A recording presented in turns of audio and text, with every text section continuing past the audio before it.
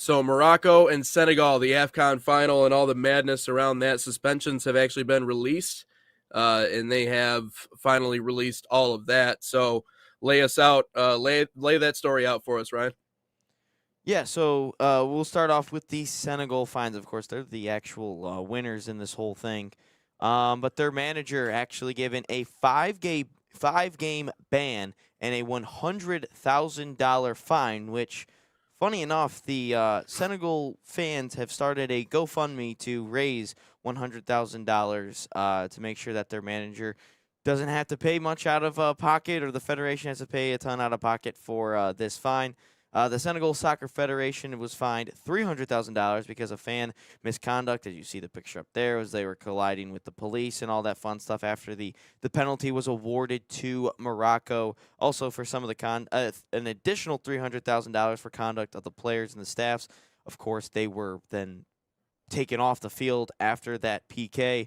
And $15,000 for all the players getting booked, yellow cards, red cards, all that fun stuff. And then Senegal players Chiek Ndai and Ismailia Sarr. Man, he was a legend at Watford.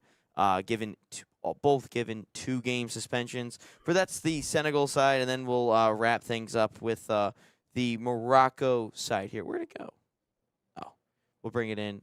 Just one quick second. But yeah, no, that's just Senegal. Where the heck did it go? Oh, anyway. Here's the Morocco fines. Herkaf Hakimi is suspended a year from all African games for his behavior in the final. Mm. Salabari banned for 3 matches and $100,000 fine. And then the Morocco Federation fined $315,000, including punishment for players, staff, and fans. Also, this includes the ball boys for stealing towels. We saw that with all the goalies and going throughout the Yeah. whole tournament. That's about $150,000 fine, is based on what I was reading for all that stuff. But yeah, no, everything seems to finally have reached a conclusion. Also, none of these suspensions for players or coaches actually will go into the World Cup. That has nothing to do with it. This is just strictly African matchups, whether that's friendlies or future AFCON games. But no, this has nothing to do with the World Cup, so you will 100% see Hakimi in the World Cup. He won't be suspended at all. None of these players will be suspended. None of these managers will Yep. be suspended. But this is just strictly African Cup of Nations suspensions. Yeah. I mean, I'd say they came down pretty fair on both sides.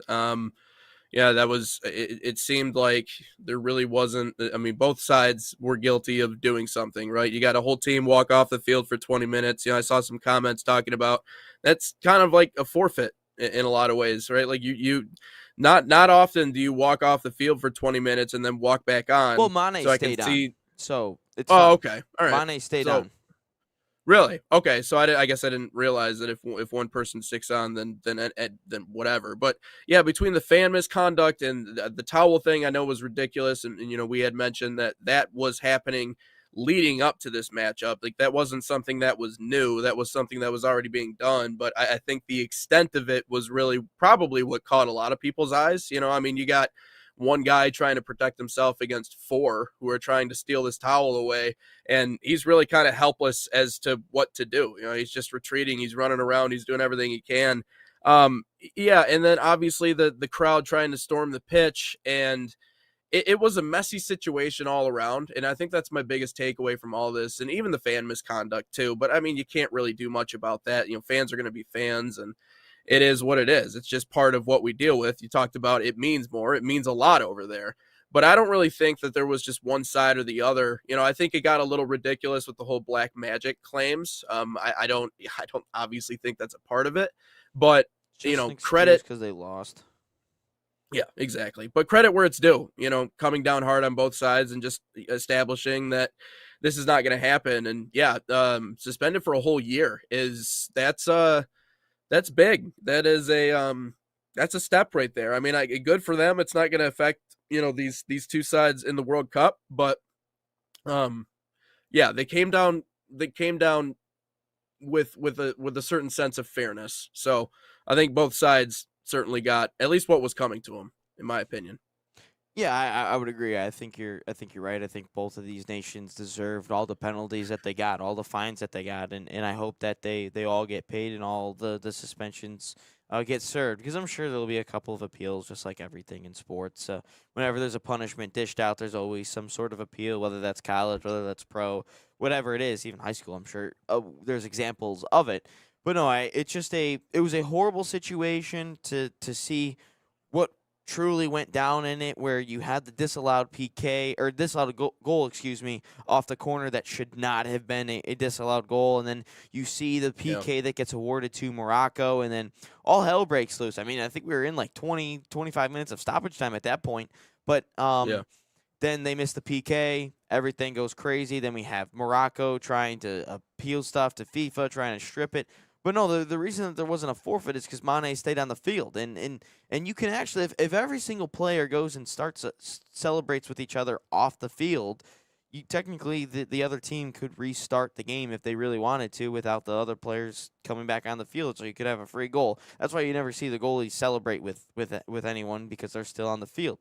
Since Mane was yeah. still on the field, it's technically not a forfeit. That's just the Hmm. rules. I mean, I don't know Yep. why Morocco thinks that there's a they think that it's a forfeit. So no, Hmm. it's just a sticky situation. That's glad it finally gets resolved. Hope it doesn't happen again in the future, because I knew a lot of people actually thought that, the way that this game was handled, with based on teams walking off the field and coming back and ultimately winning the game, and then seeing Morocco try to take the towels of the goalies, a lot of people actually kind of thought that this could carry over in professional games and carry over in the World Cup. So I'm glad that the CAF was able to nip this in the butt. So all these teams, countries, clubs, whatever, know that there's some punishment if you act this way. So I'm glad that this gets Yeah. nipped in the butt. We won't hopefully we won't have to see this again in the future. But if it does happen, everyone knows that there will be some sort of punishment dished out. Yeah, they took ownership of it, and I mean, I think that's the biggest thing you're looking for, is just the willingness to own up to it and come down fair on both sides. But I think, as you mentioned, the most important part is that it's this isn't going to have some sort of long lasting effect on the World Cup and everything else moving forward. So that's the most important part in my mind, because you don't want to handicap a national side going into the World Cup. With it only coming around once every 4 years, and obviously how much it means, to both sides.